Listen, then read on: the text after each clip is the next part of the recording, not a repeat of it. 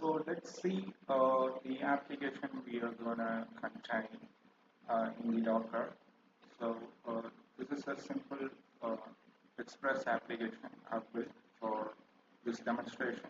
So it's all about it's a simple jokes application which kind of shows uh, some alternate name from a simple API. So this is the application uh, we're going to contain. So let's start the application. I'm going to type node index.js.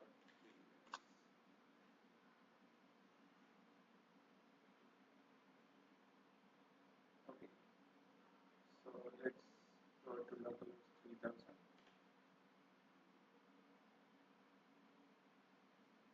So this is the basic idea of the application. It's gonna display a different name every time I'm gonna refresh it. You can see.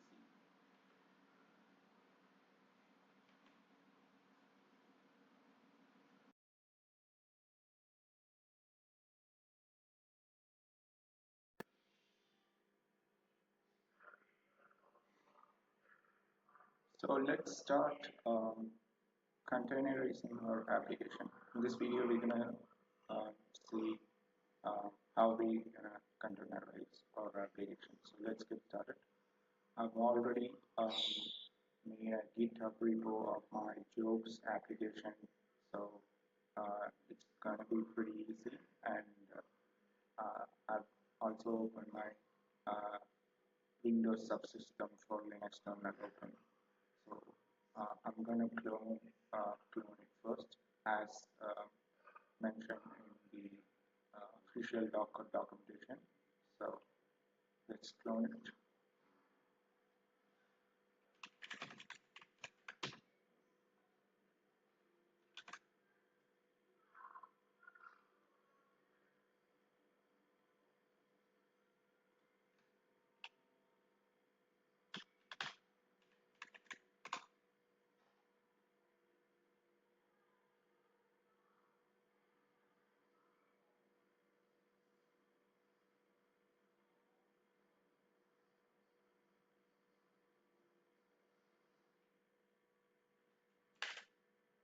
Let's confirm it.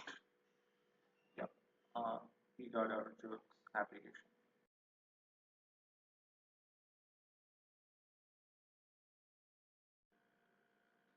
So let's containerize our application. And first step will be to create a Docker file. So let's create a Docker file. Make sure it's created. And I'm gonna just follow the instructions on this page. So I'm gonna copy paste. So let's open our Docker file.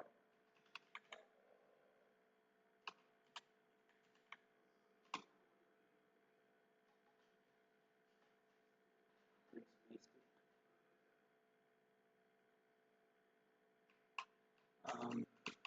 We have index.js file in the main folder, so I'm gonna change this to index.js. And also we're gonna I'm gonna use npm. Okay, so let's write it up. And okay, so let's build the image.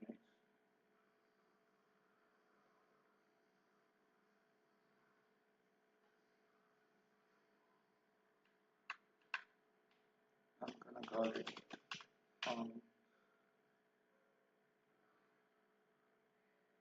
jokes.